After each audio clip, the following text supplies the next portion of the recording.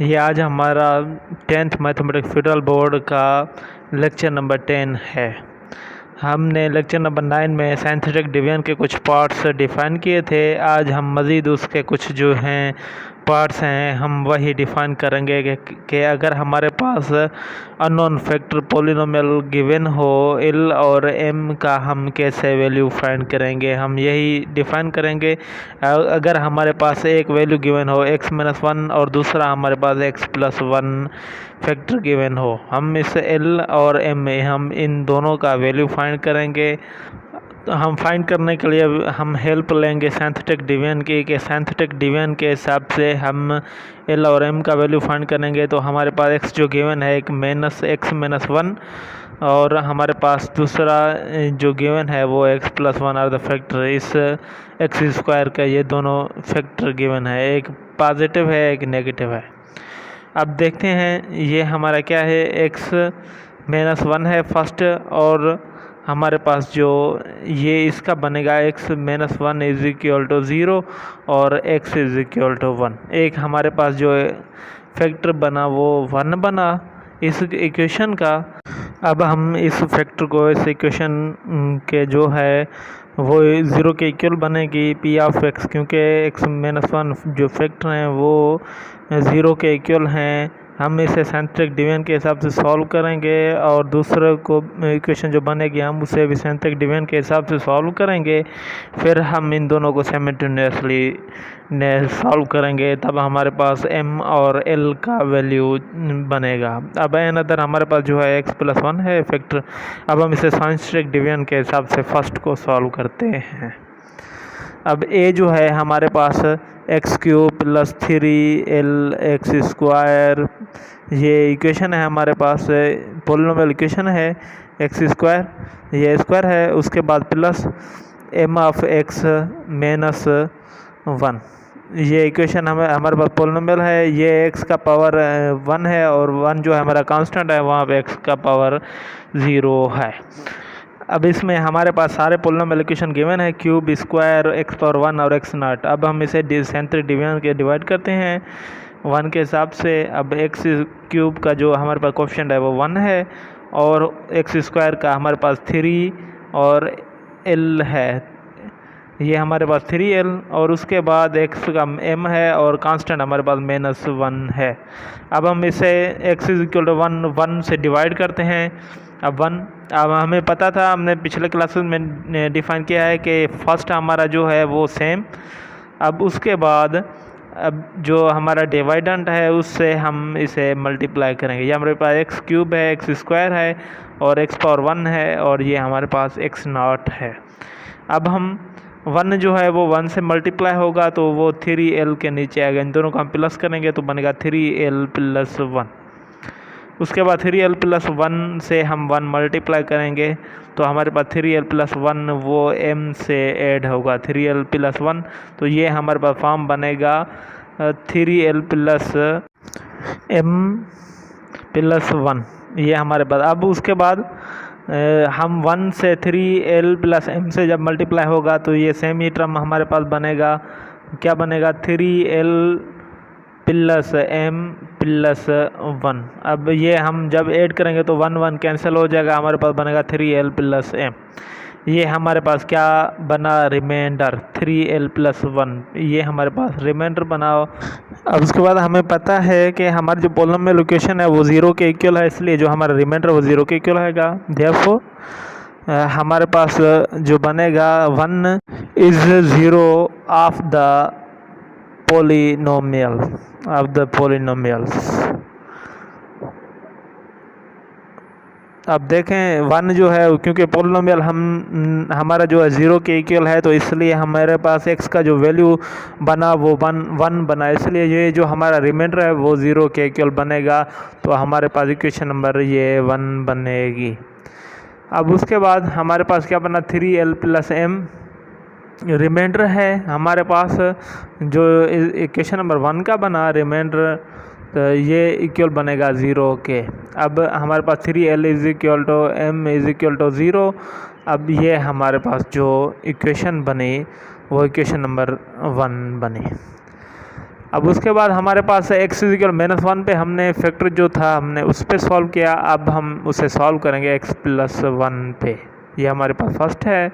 इस इक्वेशन को हम फिर से अगेन सॉल्व करेंगे x+1 जो हमारे पास गिवन है। ये इक्वेशन है हमारे पास ही, इससे सॉल्व करेंगे x+1 are the factor of. ये इक्वेशन हमारे पास आ गई। x³ + 3lx² + mx1 - 1x0, ये हमारे पास क्या बनी, एक पॉलिनोमियल इक्वेशन। अब देयरफॉर अब सेकंड कंडीशन है हमारे पास x+1 = 0 which is implies that x - 1। अब अनदर हम जो डिवाइड करेंगे इसको साइंटिफिक डिवीजन के हिसाब से -1। फर्स्ट हमने इक्वेशन में फर्स्ट हम x - 1 = 0 फर्स्ट फैक्टर से डिवाइड किया इस इक्वेशन को। अब हम उसे सेकंड फैक्टर से इस इक्वेशन को हम डिवाइड करेंगे। अब देखते हैं साइंटिफिक डिवीजन के हिसाब से। अब x³ का हमारे पास जो कोएफिशिएंट वो 1 है और x² का हमारे पास जो है वो 3l है और x का m है और -1 कांस्टेंट है हमारे पास। अब -1 से करते हैं। फर्स्ट आपको पता है साइंटिफिक डिवीजन फर्स्ट सेम हमारे पास। जब फर्स्ट सेम बनेगा तो अब हम -1 से जब मल्टीप्लाई होगा तो बनेगा -1। अब 3l -1 ये बनेगा जब इसे ऐड करेंगे हम, क्योंकि नेगेटिव का 1 है और वो हमारे पास क्या है 3l है, तो ये हमारे पास बनेगा 3l -1। अब हम -1 से मल्टीप्लाई करेंगे इसको 3l -1 को, ये बनेगा -3l + 1। अब ये हमारे पास बनेगा -3l + m + 1। अब -1 मल्टीप्लाई होगा अगेन -3l + 1 से, तो हमारे पास बनेगा 3l क्योंकि प्लस मल्टीप्लाई -m और मल्टीप्लाई प्लस, तो हमारे पास बनेगा -1। अब जब हम इसे ऐड करेंगे तो हमारे पास ये रिमाइंडर बनेगा 3l - m -1 -2। ये हमारे पास एन अदर रिमाइंडर बना। अब ये देखें ये हमारे पास क्या बना, रिमाइंडर बना। हमें पता है लास्ट जो हमारा रिमाइंडर होता है therefore -1 is the zero polynomial, क्योंकि ये भी सेम है p ऑफ x 0 के इक्वल है, तो हमारे पास -1 मिला। तो इसलिए हमारे पास जो रिमाइंडर सेकंड बनेगा वो 0 के इक्वल 3l - m - 2 = 0। ये हमारे पास इक्वेशन नंबर 2 बनी। अब हम फर्स्ट और सेकंड जो भी हमारे पास इक्वेशन है उसे हम साइमल्टेनियसली सॉल्व करेंगे।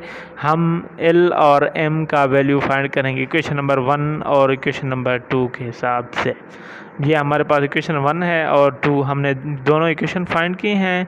अब उसके बाद ऑन सॉल्विंग, अब हम इसे सॉल्व करेंगे ऑन सॉल्विंग। फर्स्ट हमारे पास जो है 3l - m - 2 = 0 एंड अदर हमारे पास है 3l + m = 0। इक्वेशन नंबर 1 और इक्वेशन नंबर 2 हम इन दोनों को सॉल्व करेंगे।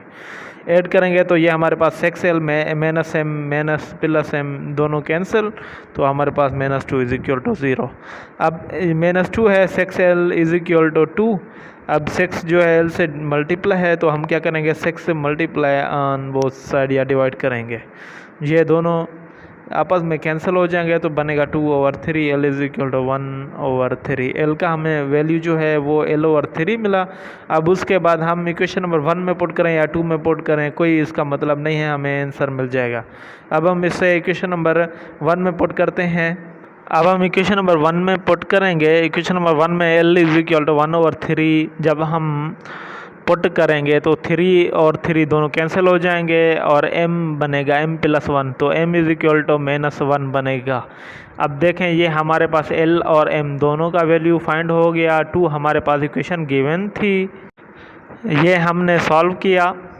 अगर हमारे पास ऐसे ही तरीके से या कोई कुछ भी प्रॉब्लम हो, हमें 2 unknown value polynomial given find करने हो और फैक्टर हमें गिवन हो, तो हम उसे इस तरीके से फाइंड करेंगे। फर्स्ट हम क्या करेंगे कि हम फर्स्ट जो हमारे पास फैक्टर होगा हम उसे सिंथेटिक डिवीजन के हिसाब से सॉल्व करेंगे। वो हमारे पास जो रिमाइंडर बनेगा वो इक्वेशन नंबर 1 बनेगी।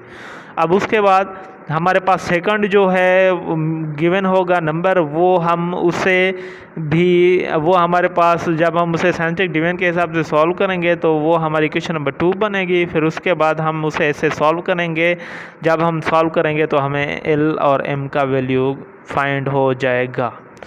अब उसके बाद नेक्स्ट देखते हैं, हमारे पास है solving cubic equation if one of its root is given. हमारे पास जो क्यूब की इक्वेशन है 3x³ -11x² + 5x + 3 is equal to 0 with 3 as its root. उसके रूट्स क्या हैं, वो हमारे पास रूट्स गिवन है, रूट्स उसका 3 है। अब हम इसको ये हमारी जो है असेंडिंग आर्डर में है, क्यूब है, ये हमारे फर्स्ट क्यूबिक इक्वेशन है 3x², ये क्यूबिक इक्वेशन पोलिनोमियल इक्वेशन है। ये हम इसे डिसेंडिंग आर्डर में है, ये हमारा डिसेंडिंग आर्डर 3x³ -11x² हमारे पास है 11x² + 5x + 3। ये हमारे पास कांस्टेंट है, x का पावर जो है वो 0 है। ये आपको जहन में रखना है कि आपको फर्स्ट जो इक्वेशन है वो डिसेंडिंग आर्डर में रखनी है। अगर x² का वैल्यू गिवन नहीं है तो हम उससे 0 मल्टीप्लाई करेंगे, अगर x का वैल्यू गिवन है तो हम उससे 0 मल्टीप्लाई करेंगे, अगर हमारे पास कांस्टेंट नहीं है तो उसकी जगह पे हम 0 पुट करेंगे। ये आपको जहन में रखना है। हमें जो इक्वेशन है वो सारी ही जो भी x के पावर हैं वो सारे ही हाईएस्ट से लेके लोएस्ट तक सारे ही उसके कांस्टेंट जो हैं वही हमें पुट करने हैं। उसके बाद हमारे पास है 3 is the roots of given polynomial equation. अब 3 is the roots of given polynomial equation. अब हम इसे साइंटिफिक डिवीजन के हिसाब से सॉल्व करेंगे। अब देखें, जब हम साइंटिफिक डिवीजन अप्लाई करेंगे, अब फर्स्ट हमारे पास x³ 3 है, x³ का कोफिशिएंट और x² का -11 है और 5 जो है x का है और 3 हमारे पास कांस्टेंट है और रूट्स हमारे पास क्या है, रूट्स 3 है। ये हमारे पास x³ x² x⁻1 और कांस्टेंट x⁻0।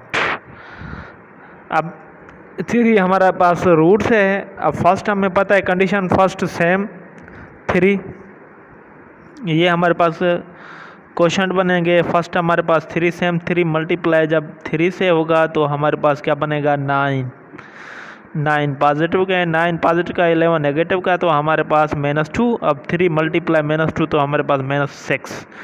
अब -6 -1 बनेगा, जब ऐड होगा तो अब -3 मल्टीप्लाई -3 तो हमारे पास बनेगा -3 0। ये हमारे पास 0 बनेगा। अब रिमाइंडर हमारे पास क्या बना, 0 बना। अब उसके बाद जो भी हमारे पास इक्वेशन में रूट्स गिवन था, जब हमने उसे अप्लाई किया इस इक्वेशन में तो वाकई ही वो 0 के इक्वल आया रिमाइंडर, और वाकई ये जो 3 है वो हमारा इसका रूट्स बनना।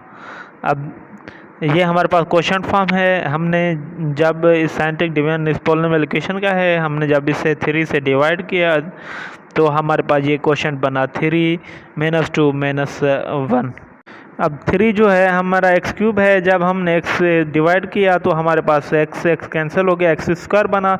x² जब x से कैंसिल हुआ तो x बना और x से कैंसिल हुआ तो x0 बना। अब जो हमारे पास डिप्रेस्ड इक्वेशन बनी, डिप्रेस्ड इक्वेशन, ये हमारे पास डिप्रेस्ड इक्वेशन बनी 3x² - 2x - 1 is equal to 0। ये हमारे पास क्वेश्चन जो है वो डिप्रेस्ड इक्वेशन बनी। हम इसमें अब हम x का वैल्यू फाइंड करेंगे with the help of factorisation method. अब जब हम फैक्टराइजेशन मेथड अप्लाई करेंगे तो हमारे पास फॉर्म बनेगा 3x²। अब ये इससे मल्टीप्लाई होगा तो हमारे पास 3 बनेगा, 3 का रूट 3 इसलिए -3x + x ये बनेगा -1। अब उसके बाद हम जब 3x कामन निकालेंगे, तो हमारे पास x - 1 + 1 हम कामन निकालेंगे तो हमारे पास बनेगा x - 1। ये दोनों जो हैं वो 0 के इक्वल बनेंगे। हमें जो है ना x का वैल्यू फाइंड होगा। अब हमारे पास फर्स्ट जो इधर हमारे पास एक कंडीशन बनेगी 3x-1 फर्स्ट हमारे पास, और एन अदर हमारे पास बनेगी 3x+1 इज इक्वल टू 0।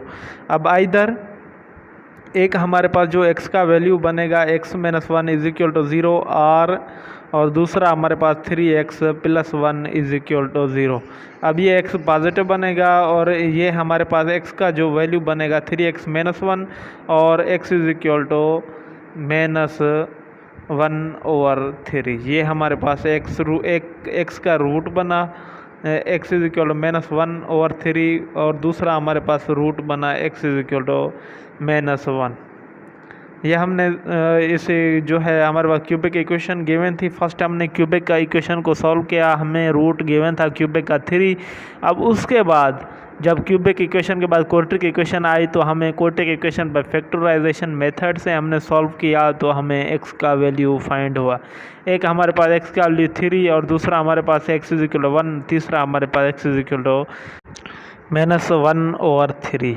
ये हमने क्यूबिक इक्वेशन सॉल्व की और उसके तीनों फर्स्ट वैल्यू गिवन था और हमने 2 वैल्यूज़ फाइंड किए क्यूबिक इक्वेशन के। अगर इस तरीके से हमें प्रॉब्लम गिवन हो तो हम उसे इस तरीके सॉल्व करेंगे। ये हमने क्यूबिक इक्वेशन सॉल्व किया। अब उसके बाद हम नेक्स्ट देखते हैं solve equation x⁴ - 49 x² + 36 x + 252 is equal to 0 having roots -2 और 6। हमें क्या रूट्स इसके गिवन है, एक हमारे पास रूट्स -2 है और दूसरा हमारे पास रूट्स इसका 6 है और ये हमारे पास x⁴ की इक्वेशन गिवन है। अब हम इसे साइंटिफिक डिवीजन के हिसाब से सॉल्व करेंगे। फर्स्ट हमारे पास रूट्स गिवन है -2 और दूसरा हमारे पास 6 गिवन है। अब इसके का एक और तरीका है सॉल्व करने का। साइंटिफिक डिवीजन में अगर 2 रूट्स गिवन हो तो हम उसे कैसे सॉल्व करेंगे, आप देखें कि इसका किस तरीके से सॉल्यूशन निकलेगा। फर्स्ट हमारे पास इसे हम क्या करेंगे, हमें ये डिसेंडिंग आर्डर में हम इसे राइट करेंगे क्योंकि x³ हमारे पास नहीं है तो इसलिए हमारे पास x³ का कोफिशिएंट वो क्या बनेगा 0। x⁴ अब प्लस x³ नहीं है तो इसलिए हम x³ की जगह पे 0 x³ लगाएंगे क्योंकि हमें फुल जो नंबर्स हैं वो सारे लगाने होते हैं प्लस माइनस। अब एन अदर x² का 49 कोफिशिएंट है x² का और x का हमारे पास 36 x⁴1 है और कांस्टेंट हमारे पास है 252 x⁴0 इज इक्वल टू 0। ये 0 के इक्वल है, ये जो हमारे पास पॉलिनोमियल इक्वेशन गिवन है। अब फर्स्ट हमारे पास रूट्स -2 है और एन अदर हमारे पास जो रूट्स है वो 6 है। अब हम इसे फर्स्ट साइंटिफिक डिवीजन में -2 से सॉल्व करेंगे। जब हम इसे साइंटिफिक डिवीजन में अप्लाई करेंगे इस फॉर्म को, तब हमारे पास फर्स्ट जो x⁴ का कोफिशिएंट जो है वो क्या है, वो हमारे पास 1 गिवन है, इसलिए ये 1 है। हम फर्स्ट क्या देंगे 1 अप्लाई करेंगे और x³ 0 -49 x² का और 36 x⁴1 का और 252 x0 का। अब फर्स्ट जो हमारे पास रूट्स है वो -2 है, हम -2 से इसे डिवाइड करेंगे। फर्स्ट रूल पता है, फर्स्ट जो है वो हमारा 1 ही बनेगा। अब 1 से हम -2 मल्टीप्लाई जब करेंगे तब हमारे पास -2 जो है 0 से ऐड होगा। जब -2 मल्टीप्लाई होगा 1 से तो हमारे पास ऐड करेंगे 0 से तो हमारे पास -2, 0 से ये हमारे पास -2। अब -2 से मल्टीप्लाई होगा तो हमारे पास प्लस का 4।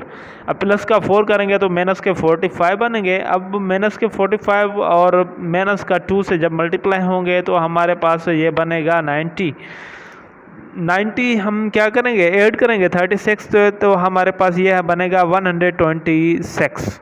अब 126 से नेगेटिव मल्टीप्लाई करेंगे तो हमारे पास ये फॉर्म बनेगा 252।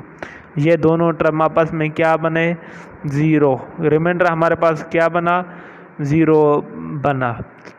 तो ये हमारा जो -2 है वो वाकई ही इस इक्वेशन का रूट्स है। अगर हमारे पास रिमाइंडर 0 बनेगा तो वो जो इक्वेशन का रूट्स होगा वो वाकई ही इस इक्वेशन का रूट्स बनेगा। ये देखें रिमाइंडर हमारे पास क्या बना, 0 बना। ऐसे ही हम पिछली इक्वेशन में सॉल्व करके हैं, अगर हमारे पास रिमाइंडर 0 बनेगा तो जो रूट्स गिवन होगा वो वाकई उस इक्वेशन का रूट्स बनेगा। अब ये हमारे पास x⁴ है और x³ है, x² है, x⁴ है और कांस्टेंट हमारे पास x0 गिवन है। अब कांस्टेंट हमारे पास x0 0 बन गया। अब उसके बाद x⁴ है तो ये फर्स्ट हमारे पास क्या बनेगा, x³ और सेकंड हमारे पास बनेगा x², थर्ड हमारे पास x और ये हमारे पास 126 कांस्टेंट बनेगा। अब अनदर हमारे पास सेकंड जो रूट्स गिवन है हम उसे अगेन इसे साइंटिफिक डिवीजन में अप्लाई करेंगे, फिर हम जो सेकंड रूट्स है उससे साइंटिफिक डिवीजन में इसे सॉल्व करेंगे। अब सेकंड जो हमारे पास रूट्स बनेगा वो हमारे पास 6 है। अब हम इसे अगेन 6 फर्स्ट जो है वो सेम कंडीशन, फर्स्ट सेम 1। अब 1 से जब हम 6 मल्टीप्लाई करेंगे तो हमारे पास पॉजिटिव के 6, ये हमारे पास पॉजिटिव का 4 बनेगा। जब 4 से 6 मल्टीप्लाई होगा 24 हमारा ऐड करेंगे -45 से, नेगेटिव का 45 है तो हमारे पास जो फॉर्म बनेगा वो 21 बनेगा। अब 21 6 से मल्टीप्लाई होगा तो हमारे पास नेगेटिव का फॉर्म बनेगा 126, ये हमारे पास 0 फॉर्म बना। देखें वाकई जो हमारे पास -2 रूट्स था उसका रिमाइंडर 0 बना और 6 जो हमारे पास रूट था उसका भी रिमाइंडर 0 बना। इसका मतलब ये है कि -2 और 6 जो हैं वो इस 4 जो हमारे पास पॉलिनोमियल इक्वेशन है इन दोनों के रूट्स हैं। अब 2 रूट्स जो अगेन वो स्क्वायर वाले हैं, ये हमारे पास टर्म क्यूब है तो ये x² बनेगा और ये हमारे पास x बनेगा x² का और ये हमारे पास कांस्टेंट x0 बनेगा। अब हम सेकंड अदर जो 2 वैल्यूज़ हैं हम उसे फाइंड करते हैं। ये हमारे पास कोशेंट टर्म बनेगा x² + 4x - 21 x0, क्योंकि 21 हमारा कांस्टेंट है, x0 1 के इक्वल है तो ये हमारे पास कोशेंट बना, ये इक्वल टू 0। क्वोटिक इक्वेशन बन गई हमारे पास और हम इसे क्या डिप्रिशिएट करेंगे, जो हमने पिछली इक्वेशन में किया था x का वैल्यू फाइंड करने के लिए। Depreciate x² + 4x - 21 = 0। अब हम इसे फैक्टराइजेशन मेथड के हिसाब से सॉल्व करेंगे। x² + 4x - 21 = 0। अब उसके बाद फर्स्ट जो है x² का जो कोफिशिएंट है वो कांस्टेंट से मल्टीप्लाई होगा, फिर उसके हम क्या करेंगे, उसके हम फैक्टर बनाएंगे। जो भी पॉसिबल फैक्टर बनेंगे हम उसे इस इक्वेशन में अप्लाई करेंगे। जैसे हमारे पास पॉसिबल फैक्टर जो बन रहे हैं वो हमारे पास x7 है और दूसरा हमारे पास 3 है। x² और +7x - 3x - 21 = 0। अब फर्स्ट में से हम क्या करेंगे, x कॉमन निकालेंगे और सेकंड में से हम -3 कॉमन निकालेंगे। जब हम x कॉमन निकालेंगे तो हमारे पास टर्म बनेगा x + 7। अब -3 जब हम कॉमन निकालेंगे तो हमारे पास बनेगा x + 7 = 0। अब इधर हमारे पास एक जो रूट्स बनेगा वो हमारे पास x + 7 और दूसरा r वाला रूट्स जो बनेगा x - 3 = 0। ये हमारे पास इधर एक हमारे पास x + 7 = 0, फर्स्ट हमारे पास ये बना और r हमारे पास ये हमारा -7 क्योंकि 7 है पॉजिटिव का और r x - 3 = 0। ये हमारे पास बनेगा x = 3 क्योंकि नेगेटिव का है और ये पॉजिटिव का। ये हमारे पास इस इक्वेशन के 4 रूट्स गिवन फाइंड हुए। एक 2 रूट्स गिवन थे और 2 हमने फाइंड किए। अगर इक्वेशन इस सिस्टम से हो, इस तरीके से हो तो हम उसे ऐसे सॉल्व करेंगे। ये हमारा आज का लेक्चर वो यहाँ पे कंप्लीट हुआ। अगर आपको इस लेक्चर में कहीं भी कोई डिफ़िकल्टी वगैरह फ़ील हो रही हो तो आप कमेंट सेशन में बता सकते हैं, और ये जो मेरा व्हाट्सअप नंबर है आप इस पे टेक्स्ट कर सकते हैं और मुझे पूछ सकते हैं कि अगर आपको कोई भी ऐसी प्रॉब्लम या समझ में नहीं आई हो, एक्स का वैल्यू फाइंड करना या एम का वैल्यू या एल का वैल्यू फाइंड करना, अगर हमारे पास 2 रूट्स गिवन हो उसे कैसे हम साइंटिफिक डिवीजन में अप्लाई करते हैं, और 2 हमारे पास अननोन इन्वॉल्व वैल्यू हो वेरिएबल्स के हिसाब से वो कांस्टेंट गिवन हो, तो हम उसका कैसे वैल्यू फाइंड करेंगे। यही सिंपल तरीका है साइंटिफिक डिवीजन में सॉल्व करने का है। आज का हमारा लेक्चर वो यहाँ पे कंप्लीट हुआ। इंशाल्लाह नेक्स्ट लेक्चर में नेक्स्ट डिफाइन करेंगे।